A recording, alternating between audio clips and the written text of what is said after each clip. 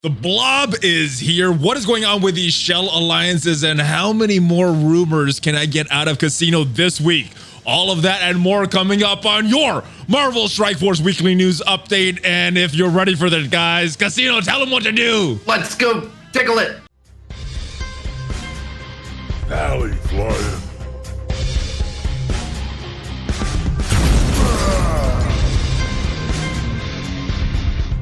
What is up, Valley Maniacs? ValleyFlyin here. I am back. Welcome to your Marvel Strike Force Weekly News Update. Once again, I am joined by my brother, Khasino. What is going on, man? How are you doing? I'm doing good. What's going on? Woo! A lot of stuff going on, brother. A lot of stuff going on. Tadano Mac Japan has made his pick, so we are going to talk about that. A lot of questions you and I are both getting about shell alliances, so we're definitely going to talk about that issue in the game. Blob is in the game, and I don't know what juicy rumors you got for us this week, but I'm going to try my best to get some good rumors out of you. But before we get into all the MSF news, tell me about some of the news you got going on with yourself, because I know you got a lot of things going on with you, some exciting things. I was going to save this for the end, but we can do it up front. Yeah, I have so much going on. So to start from the top, officially, and this is the first place I'm announcing it outside of my Discord, I'm going to be doing a live Q&A with a lead game designer, senior game designer. And that will be Friday, March 13th at 2 p.m. Pacific time. That'll be live on Twitch. And then also I'll make a YouTube video of it. But yeah, all sorts of questions about like character kits and combat balancing and how certain decisions are made and what they're going for with certain designs. Just a lot of fun stuff. And obviously I'm going to see if I can get some teasers for some upcoming stuff. Maybe get them to slip up a little.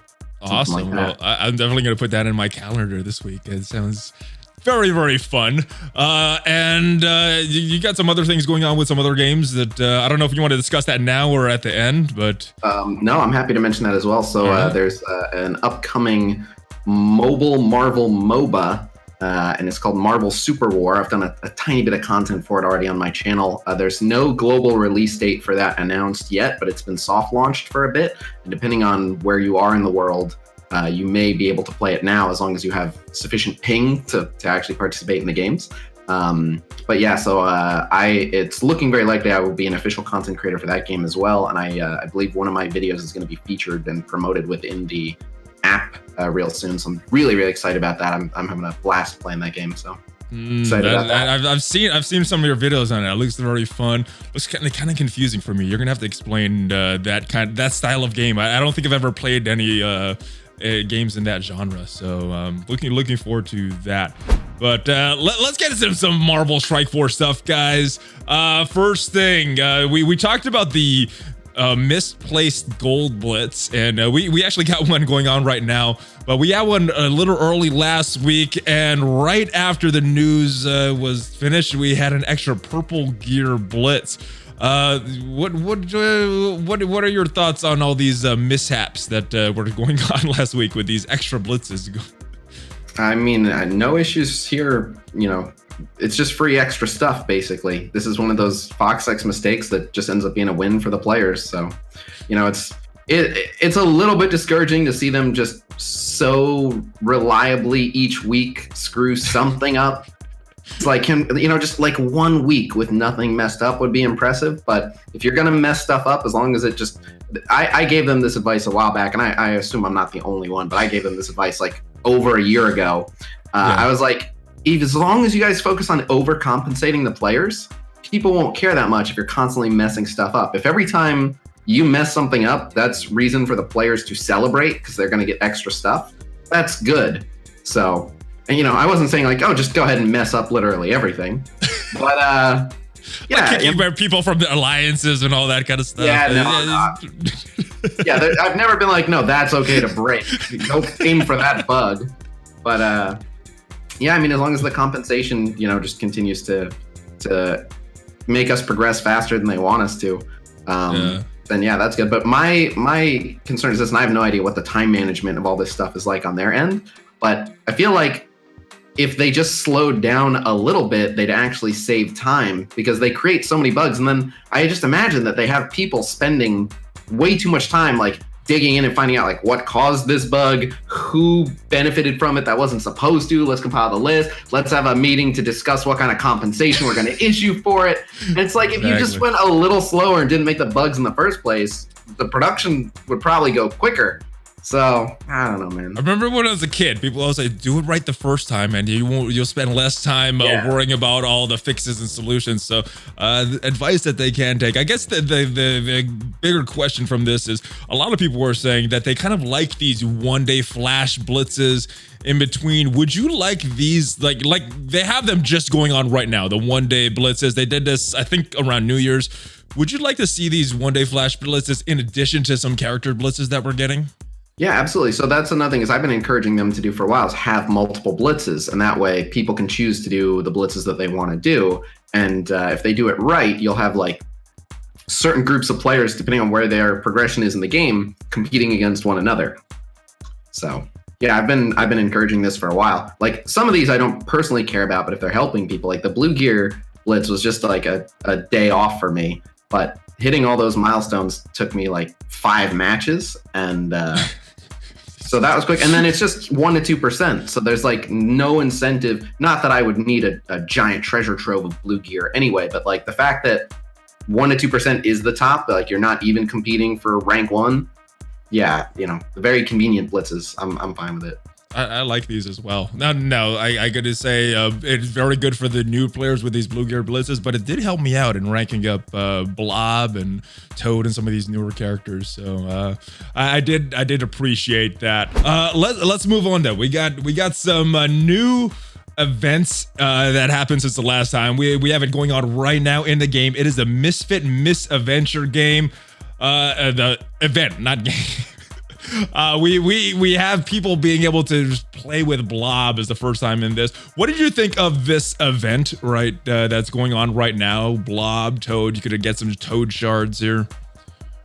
I mean, it's pretty standard. It's a new character event campaign. The writing was decently funny. So yeah, I mean, my issue with these events has always been they have very low replay value. Like there's a certain progression point where the various difficulties are actually challenging for you as a certain level of player. But yeah, like for me, these events end up being 1 day of entertainment and then just a bunch of simming. So yeah. I liked what MCOC did where they had various paths and you had to clear all the different paths to get the 100% rewards. Mm-hmm. So I feel like, and they already do that with like a raid map. So if they just made a raid map, but you individually had to fill out each lane yourself, and like when you got to the end, you started back at the beginning and you kept going. Especially just by the energy constraints, you know, at least you would get a little bit more out of it. So, and you'd have more rewards and more nodes to farm and stuff. But yeah, other than that though, the one thing that I noticed, and again, like for me, I breeze through all of these, even on the hard mode. They're never a challenge, but this one in particular seemed just incredibly easy. And yeah, I noticed some comments, like even my alliance mates were like, you know, every once in a while, like one of the stages, like maybe one character almost dies for me, but this was just like auto fight and fall asleep and wake up done. Like, you know what I mean? Just no challenge at all. Now it could be because this, and I don't know if this is true or not, but it's possible that this whole campaign and everything was designed back when they made the other Brotherhood characters and they were planning on doing it then. I don't know. Interesting. I do like that. I do like that idea that you brought up though, like multiple lanes, and you know what that would give is you could do one lane and sim all those lanes for the people that like the sim, but people that like more content, they could go on, do this, spending more cores possible in the game. So I think it's a win for everybody, for the people that just want the shards, that just want to sim these lanes, for people that want more content, and obviously Fox next, because people will spend more cores refreshing these nodes. So I like that idea. I think it was a win. It would be a win-win-win for everyone if they do something like this.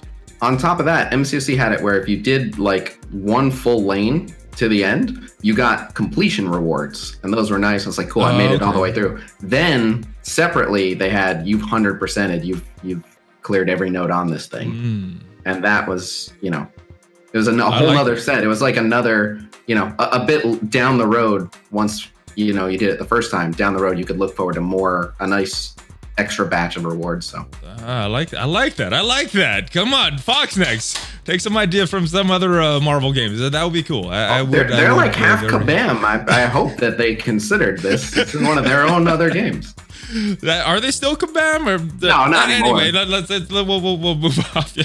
A lot of the devs did come over from kabam. So we also got something new added to the dailies. This was something that was promised in a blog post many weeks back. This finally got implemented. Silver promotion credits added to the daily rewards. 1 silver promotion credit every single day.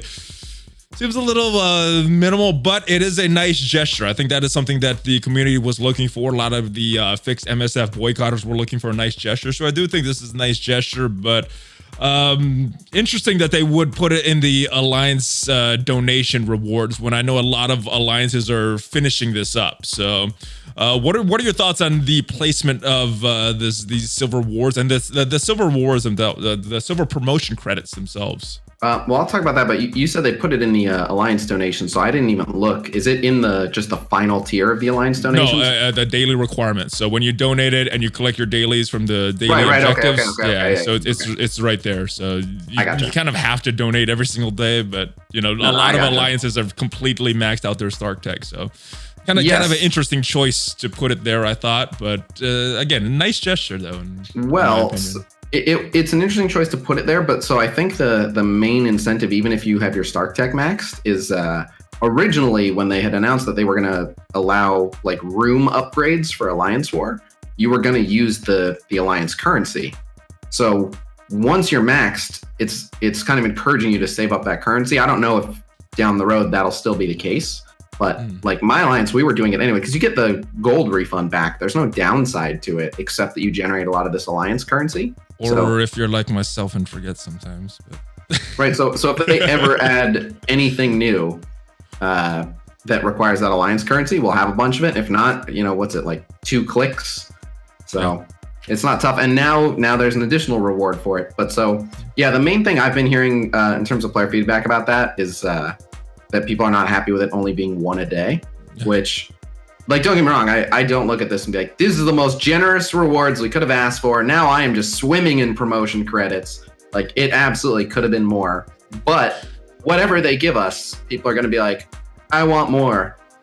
Well, it just seems like a weird way, 300 promotion credits to get from 4-star to 5-star, just...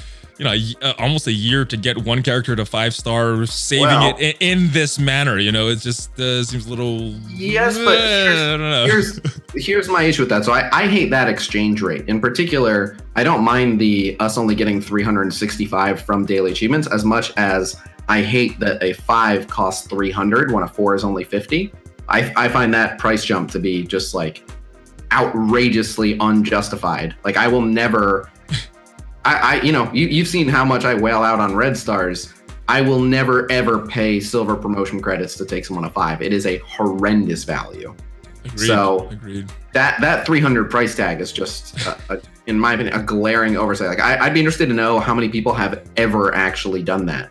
But so yeah, a lot of people look at it and like, oh, it takes you like a year to get a single 5. Like, well. If you look at it that way, if you look at it a different way, in a year, you'll get 7 characters to 4. So that's better for sure. Yeah.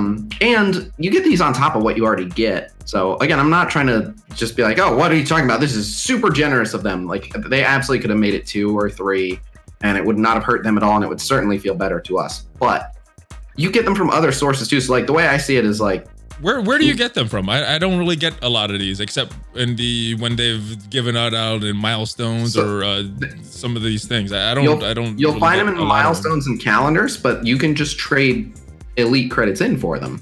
So like one of the best places to get them is elite 6 orb frags. You can literally give up 500 elite 6 orb frags. I'm swimming in those. I hear you, but you get 50 for them. So you'll literally, as soon as you get a single dupe from an elite 5 orb, you have enough to get 50. So I know that's not a common occurrence. I don't think I've ever opened one of those though. So here's the other thing though. So you can give up, I believe it's 1,000 of the elite 5 shards, and you get 10, I believe. Yeah, I think it's So like that. so if you're going for a 4, between like what you'll normally get, you know, like let's say you're trying for a 4, you can give up 1,000 elite 5 frags, that gives you 10, and then, you know, a little over a month of saving these from the daily, and you have a guaranteed 4. So like they're not, and it's mainly for the lower ranks too. Like this is less like me and you, who have almost everyone at like 3, definitely tons of people at 4. This makes very little difference to us, but the average newer player still needs lots of 1s, 2s, and 3s, and those are cheap. Those are what, 1, 5, and 10. So they're just going to be getting 1s, 2s, and 3s left and right. Like they're just constantly going to have new upgrades. So I think it's more for those people. It's to catch them up. Because you have to remember, red stars are designed to stall out. Currently, they're designed to stall out at around 4 red star.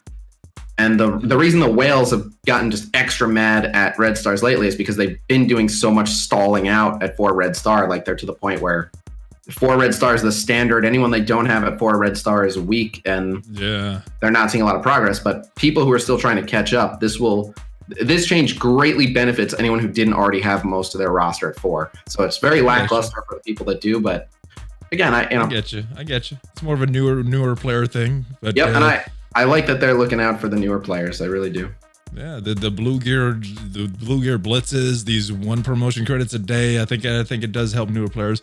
Hopefully they bring something along that'll help some of us that have been playing for a longer period of time. But definitely a step in the right direction, and I do think it is a nice gesture. Be honest with me, and I hear you. Like I would not complain at all if they introduce stuff that helps me and you. But like, do you need help?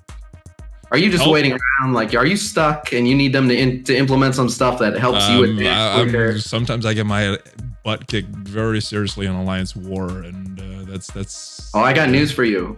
Until you're in the rank 1 or 2 Alliance, that's going to continue to happen. Yeah, there's always a bigger fish. They'll put all the catch-up mechanics in the game you want. Someone who dropped 30 grand on the game is still going to raffle stomp. Very true. All right, so we got some information about these new villain campaigns supposedly happening this month. We got the trait requirements. Looks like mission 1 through 3 on the new villains campaign is going to be Sinister 6, Hydra, and AIM, which I'm happy about because personally I have a good AIM character. But there's some good characters out here. Mystic characters. There's a few different characters that would fit that, and then there's no trait requirement for this. So before we get into some of the personal choice of what you're using, what do you think of these choices here? Not just the Cosmic Mystic and City like the heroes had. Yeah, it's a bit more specific. And I mean, I like that they're trying to encourage you to develop certain members of your roster. I'm interested to see, you know, which teams the nodes are kind of designed for, if that makes sense. But yeah, I mean, it's pretty varied. So we'll have to wait and see how difficult it is and what the content is like. But yeah, I'm pretty neutral on it. You know, it's, as always, I'm in a position where I'm expected to weigh in on stuff, and we only really have like half the story. So, you know, these requirements may mean one thing, but if like all the content is designed to hard counter those teams specifically, then I'll be less enthusiastic about it. So we'll see. But I don't think it'll be too crazy. I think it'll be similar in difficulty to the Heroes campaign, if I had to guess. Yeah. I think if they're going to make a new campaign that's going to just really, really be brutal, it would probably be Nexus campaign. But you never know with Fox Next. They might be like, villain is the one where we really make them suffer. 400k teams or you can't progress. Who knows? Well, I know you said you didn't want to get put on a spot, but that's exactly what I'm doing right now. Pulling my villain, mystic characters. Any idea of who you were thinking of bringing in? We got Hela here. I think that's a no-brainer. Mordo. Loki looks like a good choice. After that, I really have no idea who I would want to bring into this campaign. Well, again, I don't worry about it too much because I haven't seen the opponents. So, you know, at the end of the day, the biggest advantage you can create for yourself is taking the right characters into certain opponents. So... All right. I guess we're on a wait and see. Yeah, I mean, I can throw out like who are the 5 strongest villains. Let's go. You know, Thanos. Well, Thanos? Yeah, I mean, Thanos probably. Yeah. I'm just, you know, we'll go Ronan, Thanos, and then Hela, Loki, Mordo. just looking at your screen up there, those are some solid picks. But again, until we see what the enemies actually look like. And also it's, a little bit roster dependent. Like even if those are the ideal 5, most things in this game are designed where like if you use the absolute right team and the absolute right strategy, you can beat it at a low power. But if you're willing to push your team like another 30K, then you can get away with a few different team comps. And if you're willing to push your team like another 50K, you can use almost any group of characters. So, also, if you have crazy high red stars on your Yondu, bring your Yondu, we'll have to see what the opponents I got look 5 like. red stars on my Nobu. Do you think I should build up Nobu for this villain mystic 100%. campaign? I will do that. 100%. I think OMG is going to do that as well. I hope he does. Nobu's secretly the best character in the game. But in all seriousness, though, I'm not even joking. Nobu with Hela has the potential to get out of hand really quick because the Nobu passive can revive a Greg, but she will still spawn a new Greg when a Greg dies. And as soon as you have double Greg, you have crazy turn meter rewind and an immortal Hela. And then when you have 2 Gregs that are constantly dying, now the opportunity to spawn another Greg. You will eventually just have all Gregs. Interesting. I didn't know that it worked like that. I've done kind of that with what is her name? Minerva and Hela, where if Greg's still on the field. Yeah, you so like I've that? kind of done that. Yeah. I didn't know that his passive revived Greg's itself. Oh yeah, but he just gives every character on the field a revive chance. Okay. So Greg will die. Hela will be like, oh no, Greg died. Let me spawn a Greg. But the original Greg will be like, haha, my revive chance, and pop back up. Okay. So yeah, Nobu and Hela, the dream team. Probably not the ideal strategy, but you could have 5 Gregs on the field and a lot of RNG, but it's interesting. Well, here's the thing: Greg dies so often, you're gonna hit it, right? Like I guess, yeah. No, it's like a 5% chance. You got like 1 in 20. So if Greg dies 10 times in the match, you got a coin flip. And again, as soon as it happens once, your odds get real good. So it's not a crazy gamble. I like it. I would maybe, guys, maybe that is the team right there. Talk on Nobu. That's all I'm saying. That's what happens, right? Jeez. All right, the secret is in his passive. Yes. Cool. All right. Speaking of Hela, let's talk about the pick from our boy. I don't even know the Tadano Mac Japan. He picked Hela. I was hoping for Symbiote Spider-Man because the word is that Hela's supposed to be farmable later this month. So I would have preferred a character's not farmable, but Hela, awesome pick, especially with the word that Black Bolt might be coming back in April. So what are your thoughts on Hela as the pick? Is okay. So is coming back in April. The dev said a while, but when they first did Black Bolt's event, they're like, he will be back in April. So yeah, my thoughts are like, she's one of the best characters he could have picked. And this was like a very community-friendly pick for him because he already has her 7-star. There's only like a couple characters. We assume that he's dropped like $100,000 on the game or something. So there's only a small handful of characters he doesn't have at 7-star. Characters like Hulk. So people thought like maybe he'll pick Hulk because that's one he's still trying to fill out. But so even though he didn't need Hela, I think Hela was one of, if not the top choice for the community. And Hela, in addition to being an amazing character, is like the main one that people really needed for Black Bolt. Yeah. Plenty of people also needed Sif, but Hela was like the big one for a lot of people I talked to. So I am happy about that, and I love Hela, so I'll take 100 Hela shards. But I'm with you. Personally, I was hoping for Symbiote Spider-Man. He's also a preposterously good character, and it's going to be slow to get lots of shards of him. Yeah. But I'm not mad about Hela. Like, she's still no matter what our preference was, Hela's an awesome pick. I'm very, very happy with Hela. All right. Let's talk about the big boy. The Blob. He has arrived in the game. I have played with him at a very low level, very impressed with him, even at the low level. A lot of times we get these characters and, until they get those gold stars on them, not very usable, but I tried him out in Blitz, tier 7, not tier 8, granted.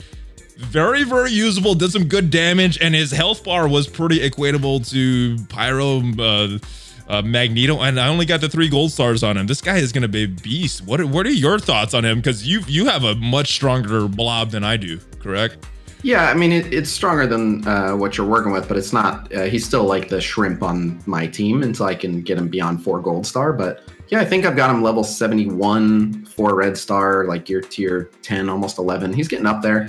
But yeah, I mean, at the end of the day, the Brotherhood is still the Brotherhood, right? Like they got Toad and Blob, and both of them do, like, Toad has a big chain attack, and then Toad has one AoE splash attack, and Blob has two. So the Brotherhood retain their identity as clump them up and smash them to pieces. So, like, especially if you have like a strong Pyro and a strong Juggernaut, you're gonna be fine. You're not really gonna notice a difference in terms of like Blob's damage.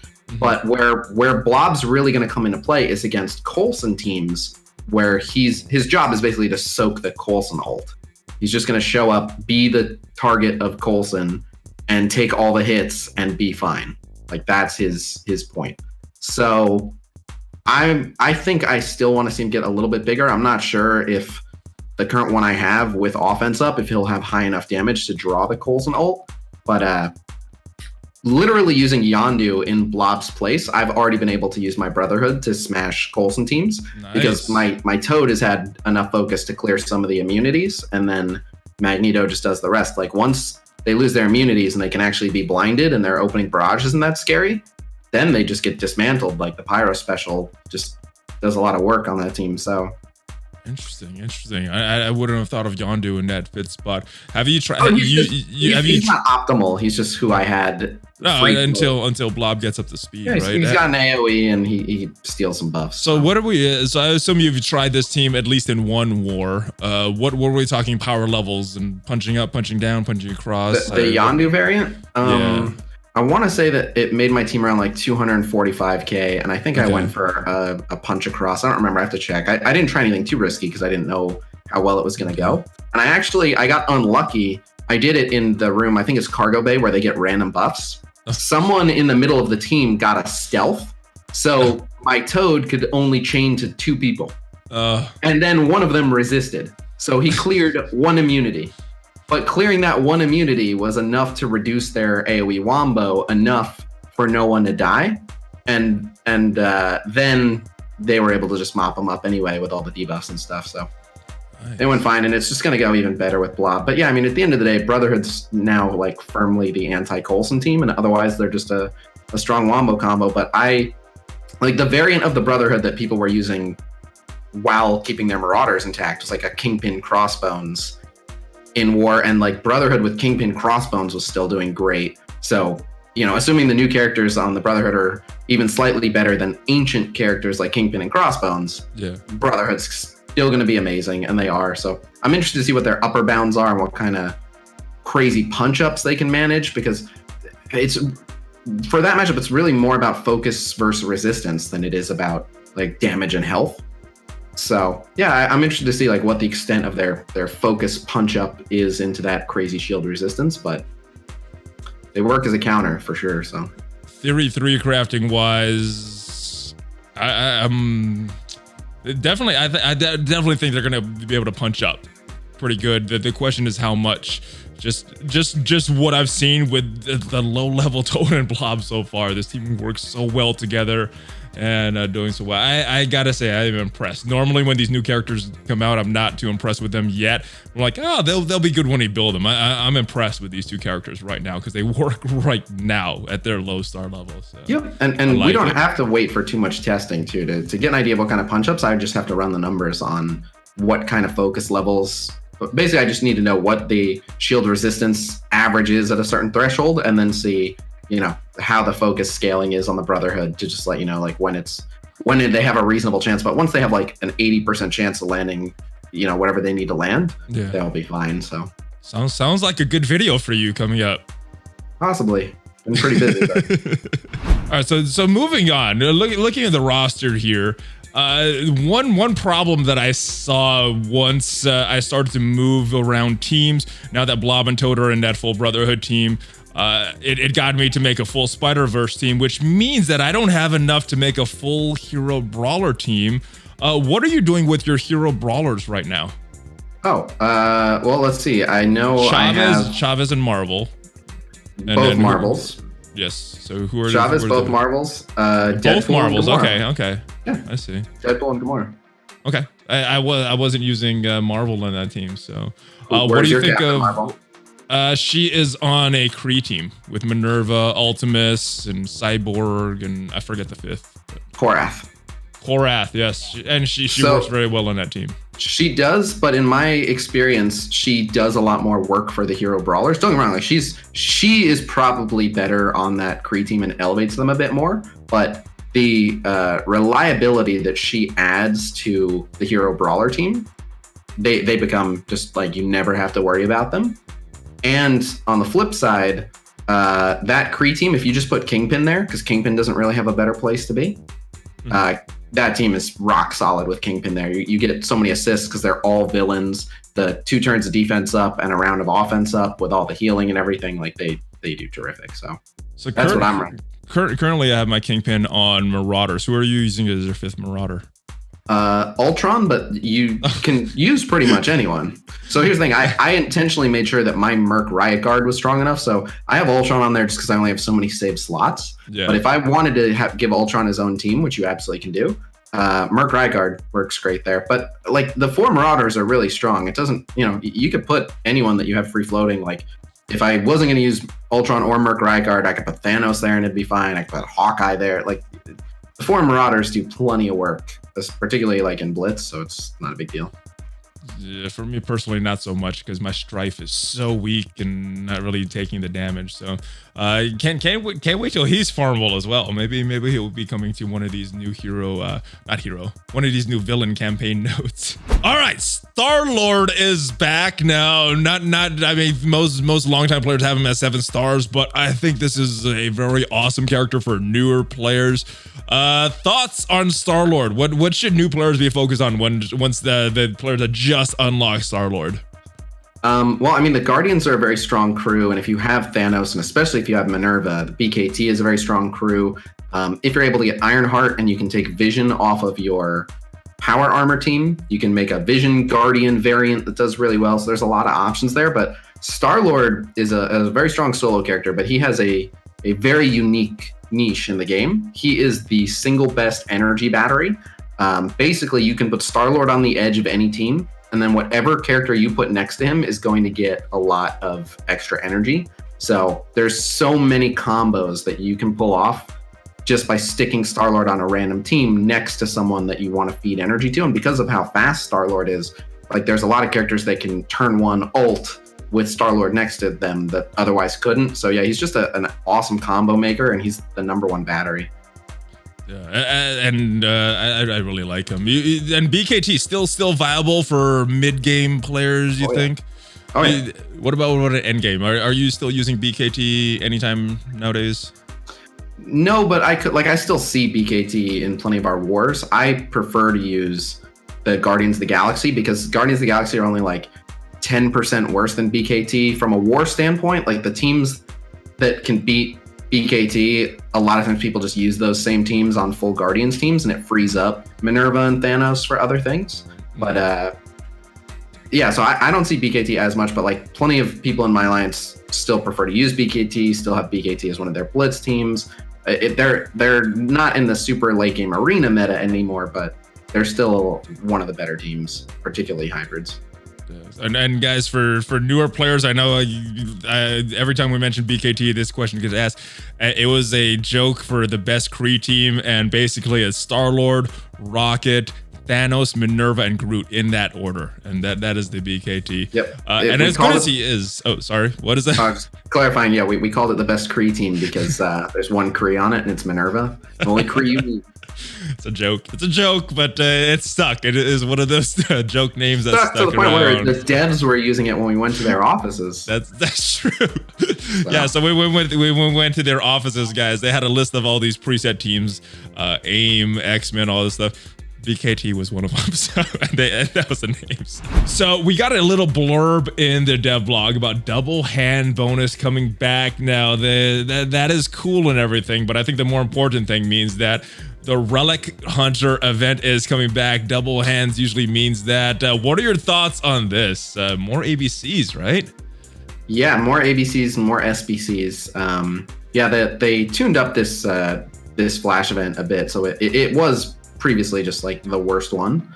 But yeah, it's better now. Did they add the superior basic ones as well last time? So. I don't remember. Okay. I'm pretty sure they did. Could be wrong, but I think they did. But I remember them not adding enough because like the late game items, you need like 300 of those for like one item. So they did not add a meaningful amount, but they added them. It's good. It's good. It's good. So yeah, look forward to that, guys, coming back. All those characters that you're waiting to upgrade their gear. Looks like within the next week or so, we should be getting that event and being able to upgrade them. I think usually they do these events on Sunday, if I'm not mistaken, right? I don't remember if there's a set day for them. Maybe it's not a set day. Maybe this is the last one. I don't know. I log in and they go, there's a new Flash event. I go, okay, auto. All right, that was a fun event. More stuff in my account. Cool. Good stuff. Yeah. Like just let me click claim. I'm not doing anything. Gold compensation. We talked a little about this erroneous gold blitz that happened last week. And just before we started recording this, we got compensation for that. 5 gold orbs, which looks like the exact amount of gold orbs that was available in the milestones for this Flash event. What are your thoughts on this? Do you think this was a good compensation for what erroneously happened last week? Yeah, I mean, considering I assume that they only gave this to the people who did not claim the gold rewards previously, and like the total rewards for this gold blitz, the milestones anyway, which is because no one could have got like the ranked rewards from it, was 5 gold orbs. Yeah. So there was a tiny little bit of like gold from the milestones, but pretty much we all got credit for like completing all the milestones for nothing. So yeah, it's great. I think it's a very positive, nice solution. My guess, the reason it took so long is to try to figure out how many gold orbs people got, and I'm assuming that some people didn't get 5 if they claimed some rewards. I'm not sure what exactly happened with the compensation, but it did take a little while for it to come, and I think that I'm assuming that is why. I'm not sure. All right, so interesting post on Reddit asking for more save squads. Now, you know, these posts on Reddit happen all the time. More save squads, more of this. The interesting thing, though, was that Cerebro actually responded to this one, and the response was a little interesting, which is why I bring it up. His response, and I'm reading here, I am currently barking up this tree. I know how much you guys like my metaphors, and apparently it's not technically as easy or without risk to do as I thought it would be. It's an active discussion and I'll keep it going.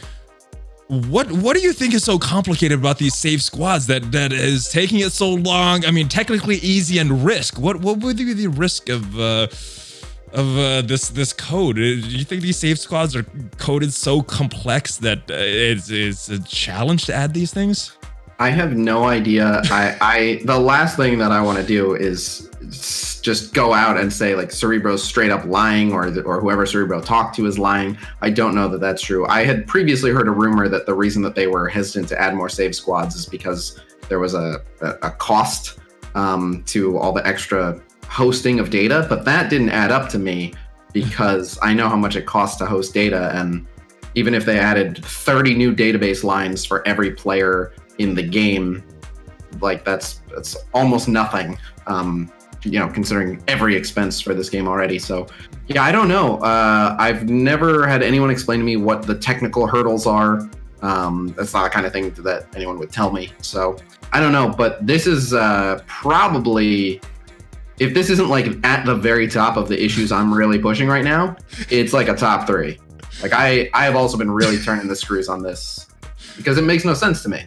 Like we really need more save squads. We should already have them. I don't know what they're doing, but this should be their top priority in my opinion. So here's the thing. Why are they storing the data on their end? Why isn't it not stored on my phone? You know, I would gladly give up, you know, a couple hundred megabytes on my phone just to have as many save squads as I want. I'm sure it can't take that much code unless they coded it so strange that it takes all the data. I'm not sure what the holdup is on this and why it's going like that. It's just because he's mentioned this before in Envoy servers, but now this is public, so we could definitely talk about this. But this is just so strange to me. What the heck? I don't know, but I will say this, and I'll, you know, basically the way that this game has been coded, like originally they, and again, this is rumor as well, but the rumor I heard was like an original section of the code for this game was borrowed from another game, meaning that they, because they didn't author it, which again, I don't know if this is true or not, but assuming this is true, it would mean like they didn't author it, so they don't fully understand the full extent of the intricacies of it. And then multiple companies worked on building the game that finally made it to launch. And as you know, one of those companies that helped develop the game is no longer working on the game. Mm-hmm. So I've also heard, and again, I don't know how true this is either, I'm just discussing rumor here, but I've heard like some of the code that was done by people who are no longer there is not fully understood by some of the newer people who are there, just because they haven't really had to spend a lot of time digging into how exactly it all works. But one of the reasons why I believe there's so many bugs is because as it's been explained to me, like way more things are interconnected than people realize. And so like you wouldn't think, and I'm just using a random example there, but you wouldn't think that like changing what blitz shows up would have anything to do with like someone's achievements. But for various reasons, at various points, like different things are connected in different ways, and like changes to certain files might mess up formatting for some other thing altogether. So I don't know, but I don't know the truth of the matter. Like we're just shooting in the dark here. Yeah. But what we know is what you guys know. We're just kind of speculating off of that. But it's possible that it actually is a big headache for them to have to like unwind a bunch of stuff to make save squads, to expand them. I don't know. And then the only other thing I can think of is like what people forget is a large amount of players in this game are new players. And like while there is a core dedicated group, and you might think, especially like with the crowds that you hang out in within the game, you might think like, well, everyone I know has been playing for at least a year, all my buddies, yeah. But the silent majority of this game has always been new players that play for like 3 months, 4 months, 5 months, get burned out, go play something else. Like, and you don't really hear from those people because they don't get invested enough in it. They're not on Reddit. They're not really in the YouTube comment sections. Like some of them are, but most people aren't. They don't really get into it. They're just more casual players. And so the only other thing that kind of makes sense to me is like, my guess is the large majority of the overall total player base doesn't actually need more save squads. So while for those of us that do, it's like, this is a glaring issue. You need to be working on this right away. But FoxX might look at it as like, all right now, according to our numbers, 5% of players desperately need more save squads. Let's wait till that's like 10%. Like we don't need to take time to deal with that because it's, in their echo chamber, everyone's going crazy and can't figure out why we haven't dealt with it yet. But it's, none of those players have quit over this, so it's not that urgent for us to address. And most players, this would make no difference for, and they try not to make changes that are not going to have any impact on most players. That's my guess. Again, I have no idea if that's true, but that's the only other thing that like kind of makes sense to me is, plenty of early and mid game players don't need the full 20 squads that I've talked to. So, well, anybody that's been playing for a while definitely needs these, and is definitely one of the biggest sources of a low quality time in the game. Even if save squads, they can't add this because it's so technically complex or too risky to add. How hard would it be to add filters in the code? I don't know. Maybe that's something easier, or maybe just taking out save squads and putting in a save squads 2.0. That is a lot simpler than the code. I don't know what. I'm not a coder, so I don't know if that's easier and complex. But I mean, throwing some ideas out here to help. No, I'm with you. Like, I mean, at the end of the day, they obviously don't view it as that urgent, right? Because like. Yeah. If they plan on continuing to add characters, so it's not like they're just like, well, if we ignore this problem, it'll go away. Like they're just going to keep adding and adding and adding characters. Yeah. Anyone who doesn't have a problem with save squads now will have a problem with save squads later. This is not one of those things where you turn a blind eye and it goes away. Yeah. So my guess is that like it doesn't strike them as that urgent. So I guess it's not impacting enough people. But yeah, it's there's no way it's something they can't solve if they actually put their heads together and decide to do something about it. But again, this is I'm worried saying this that I'm like forgetting something else that I harass them about a lot. But again, if this is not the number one thing that I'm badgering them about, it's like number 2 or number 3. I bring this up whenever I get a chance, and I can't, for the life of me, it can't be that hard. So it's driving me crazy too. I don't know what's going on with. But yeah, so one thing that you mentioned is about multiple companies working on different elements of this game. That would kind of explain why so many things break in this game so often. If different companies are working on this and the code is not conjoined together to make a flowing game. So yep, and then there's one other thing, just to interject on, like specifically on that subject. Like we don't see the full picture, but so like a lot of times certain systems are managed by like 1 or 2 people or whatever it is. And so like, I know, I don't want to say Witcher going into too much detail, but I found out, obviously from an avenue I was not supposed to, one of the previous issues with like a client update not coming out was like there were fires going on, and the person who basically handles like prepping the game to go out in various app stores and stuff, was not in the office because they had to evacuate for the fires, and they were like literal fires, not figurative. Yeah. Okay. No. At this time, real fires, and so this person basically didn't, wasn't in the office, and so they had to basically like that was the person who handles that. Who doesn't handle that and be like, you think you can do this? And they were like, well, I'll give it the old college try. And then that person didn't do it right, and it caused a whole bunch of issues, which they ended up blaming on the app stores, which I thought was preposterous. But so you never know, like it's possible that like the guy who made Save Squads just isn't there anymore, and then the last time the previous guy reverse engineered what happened with Save Squads to try to modify it, it broke a bunch of stuff, and he was like, well, I mean, I got it working this time, but that ended up taking me 2 weeks. I never want to mess with that again. And maybe that guy has since left. Like there's, we don't know, but it's not as easy as like, oh, everyone working on the game fully understands all the systems. From what I've heard, there's some disorganization in terms of like annotating things for like whoever steps up to try to take a crack at it. But yeah, so because it may not be the most tightly coded game of all time.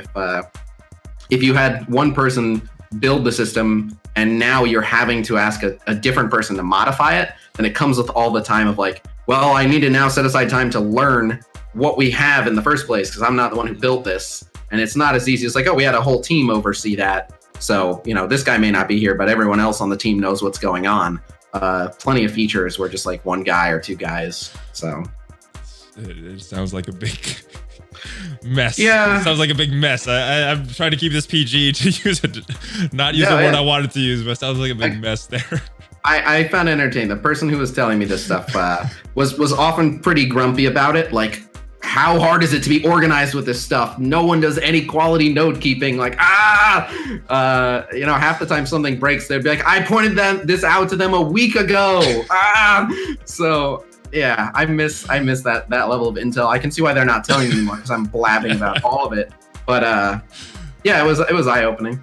Yeah, interesting stuff. All right, let's move on to something else that's causing some debate. And what prompted this was the Fix MSF movement. Still going strong, and there's a bunch of stuff that happened. So I still happy that this went on and people are still doing this. One thing that was mentioned right at the end, though, I know you've gotten questions about this answered in your Q&A. I've gotten questions about this multiple times, given my thoughts on this, but it's kind of an issue in war right now. These shell alliances, people going into weak alliances and to create better matchups for themselves. I think one of the problems, I don't think this is against the terms of service, which is why I don't think it's a bannable offense, but it is it's very against the spirit of this game. What are I guess let's start with, what are your thoughts on these shell alliances before we get into some solutions? Yeah, I mean, at the end of the day, it's an issue in the way that these systems were designed. Like, it's a valid loophole. It's definitely not against terms of service. Like, why would you not be able to switch alliances? Yeah. But some people say this like that goes against the spirit of competition, but it does. When people are depending on how you look at it, when people are competitive enough, they do whatever it takes to win. And this, at the end of the day, it's a tried and true method. Again, I'm not saying like, I support it. Like, my alliance does not do it, but I don't think that the people who are doing it are like evil scum and everything that's wrong with the game. Like it's a valid loophole and it's working for them, and the fault lies solely with the devs for creating a system where this type of behavior is encouraged. Now, I assume that the next thing you're gonna ask is like, what do I think should be done about it? Yeah, what are some solutions? Because I know both of us talking maybe increasing rewards and incentives to stay in alliance, but you know, sometimes people get kicked, and you know, then they don't go benefit. So what will be some solutions that you think of off the top of your head that would solve some of these issues? Well, there's one glaring one.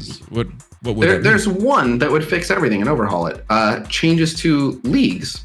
So basically, the reason that people currently shell is because the rewards for an individual war season are very good. You get a boatload of T4s if you're one of the top alliances in a war season. So boatload of T4s, good. The penalty is neither of your alliances have a steady win rate where they climb up in the leagues. And they don't care because the league rewards are not that good. And the difference between gold and diamond or master tier, whatever it is, I don't even remember. I think it's diamond. The difference is negligible. It doesn't bother them. You know, like you say to them, oh, well, if you guys keep shelling, you're never going to get to diamond. And they go, okay. Like, doesn't bother them at all. Yeah. The fix to that is just make league rewards really good. And then they'll stop doing it, or they'll never get to diamond because they'll keep losing a bunch when they're not in the alliance. So yeah, just make the league rewards good, and that's it. Like, that's the whole fix. Make league rewards matter more than individual bi-weekly war season rewards. Not by nerfing war season, just and the other reason I think it's okay to make the league rewards better is because it takes forever. Like, my alliance has been steadily winning more than we've been losing since Alliance War came out. We have a documented positive win rate, and even with our continued positive win rate, we're still in gold. Yeah, I think we're in gold 2. I don't know. We've been winning more than we lose as well, and climbing up those leaderboards. And I definitely see the validity of that. The climb is so slow. And I said this to Cerebro originally. We did the math on it of like, oh, if you maintain so most seasons my alliance goes 4 wins, 2 losses. So that's a 66% win rate. So when we first looked at this, I brought it to Cerebro's attention like right when they implemented it, and I was like, I hope you realize at a 66% win rate, we're looking at like almost a year before we're hitting the final league. That seems crazy to me. And Cerebro was like, correct, it's supposed to be a very long-term achievement. And we're like, okay, I guess, like if that's what you're going for. But it's such a long-term achievement, and the rewards there's not a big jump. Like, even if there was just like, oh, you got a tier up, here's a bonus for hitting a new tier the first time. There's just so many things they could do to incentivize it. But yeah, just make leagues matter. Like, the shelling only happens because people don't care about leagues. That's it. Yeah. So that's a flaw in the league system. People should care about it. Otherwise, why does it exist? So yeah, makes sense.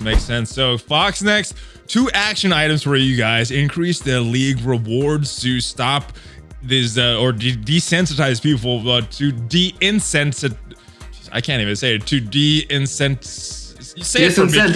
Disincentivize. Thank you. I'm glad you're here because I can't talk tonight. Gotcha. But yeah, change it so that people don't want to switch alliances, up the rewards, and fix save squads somehow. I mean, maybe take it out, do the whole thing over. Let someone in with simple coding, store it on a phone, so you don't have to worry about the data storage.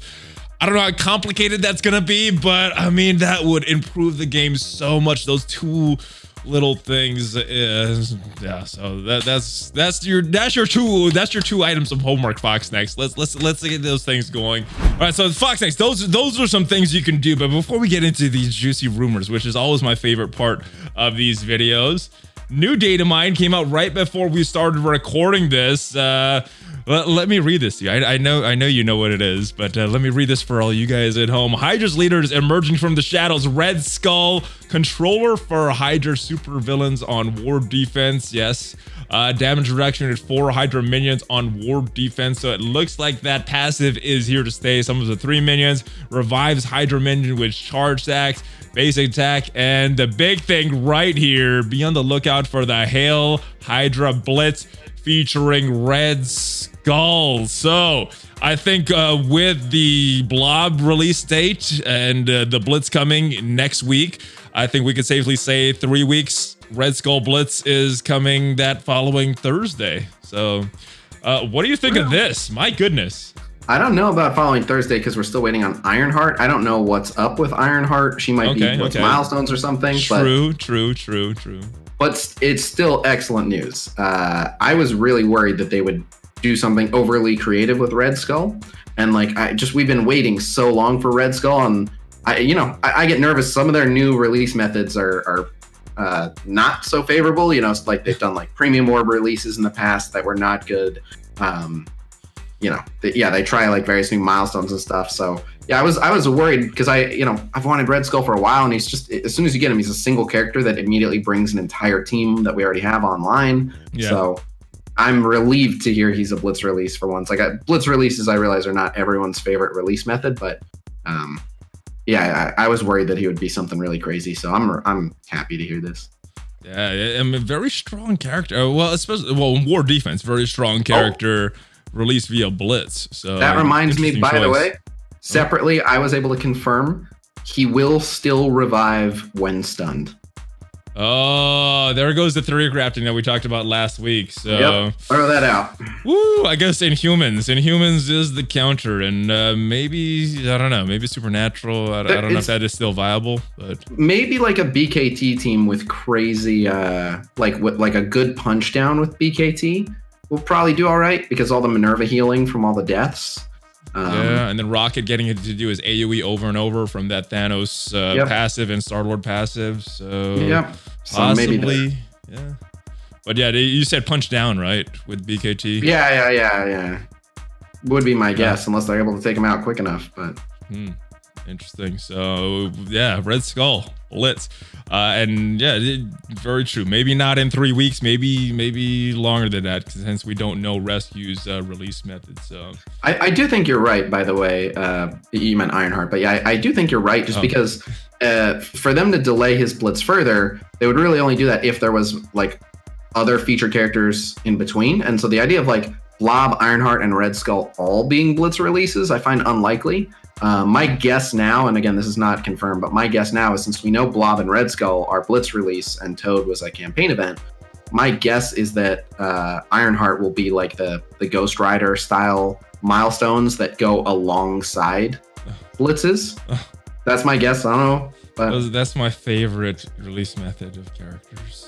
I don't hate that one that much. It's not the best in terms of like the amount of shards you can get. I don't hate it that much, but it doesn't actually require us to do that much extra, and it doesn't require too much extra spending really. So it's that's how Cyclops was released. That was a lot of blitzing that was done. So yeah, maybe they'll implement that data mine auto blitz feature. If I kind of comes. Oh yeah.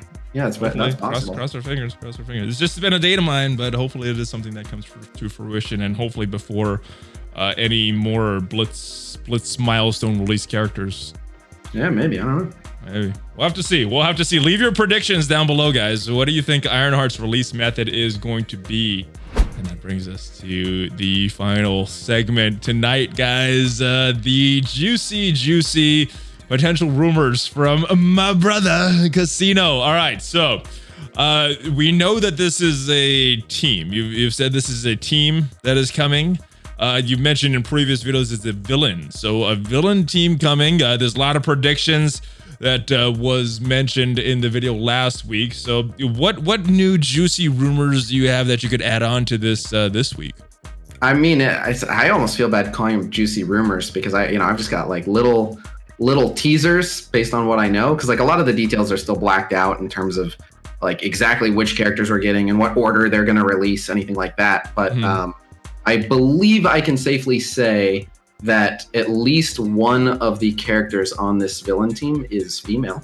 Ooh, I wonder if that means all of this team is a female team or just one. We'll have to see, guys. Leave your predictions in the comments down below. And I guess that is it, unless you have anything else that you want to close out the news update with. Yeah, I'm just going to kind of throw a lot of things here towards the end. But yeah, a lot of good stuff is coming up. So just a reminder, Friday, March 13th, 2 p.m. Pacific time, I'll be doing a Q&A with a senior game designer. Okay. So definitely going to try to get some good, if not interesting nuggets out of this person. And I already basically told him, like, if you're showing up here, you know you're going to have to give us a little something about some upcoming stuff. So hopefully we'll get some good news there. I do want to mention someone has been helping me out making modules for various infographics that I do. So yesterday I was able to complete tons of Orange Essentials infographics. I uploaded 8 either revised or brand new ones. Got the Inhumans and Hydra out there, updated Power Armor, X-Men, Spider-Verse, Fury Shield, Fantastic Four. Yeah. Lots of good stuff. Made a whole channel for that in my Discord, so you can check that out. Wait, and you said those are all public right now on your Discord server? I published them immediately. Oh, sweet. Cool. Yep. So those are out. Definitely recommend those. Marvel Super War stuff. Keep an eye out on my channel. You'll see a little bit more Marvel Super War stuff. And if you're playing the game, you might see one of my videos pop up in the app, which that's the first time that's happening for me. So I'm very, very excited about that. Cerebro asked me a little while back about potentially hosting a real-time PvP tournament for Marvel Strike Force with some actual prizes provided by Marvel, perhaps. So yeah, cool. aside from the Q&A, nothing really has a specific date, but a lot of exciting stuff coming up that I've been working on the back end. So yeah, keep an eye out. Well, guys, any news will be announced on this news update. So keep watching this and subscribe to the channel. Obviously, smash on that like button. Khasino, I forgot. Tell everybody where they could find you as well. I was going into the spiel for this show, but yeah, tell everybody they could find you, and we'll talk about this afterwards. So you can find me on twitch.tv/Khasino. I've been doing fewer streams lately just because I've been juggling a lot of stuff on the back end. But I'm trying to do a few more coming up. You can also find me on youtube.com/Khasino. And I believe by the time you're seeing this, if it's not already up, the very next video that will probably go up will be a Maybe by Red Stars episode featuring none other than ValleyFlyin. Woo! Those are always fun.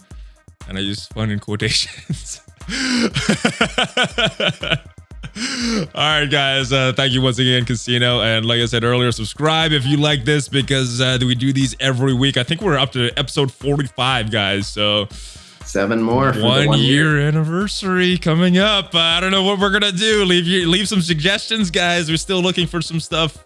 Some suggestions to do. Maybe a hot. Do you want to do another hot thing? A hot ones challenge or something? I'm let people in the comments suggest. Start giving us ideas for what we should do for the 1 year anniversary. You guys are gonna have much better ideas than we will. So leave your suggestions, guys.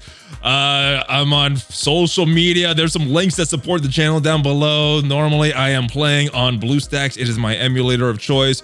Check out some Valley merch, and there's some links for some other games that I'm playing, and those do support the channel. So check those out, guys. Give me a Hulk fist bump, baby. ValleyFlyin out.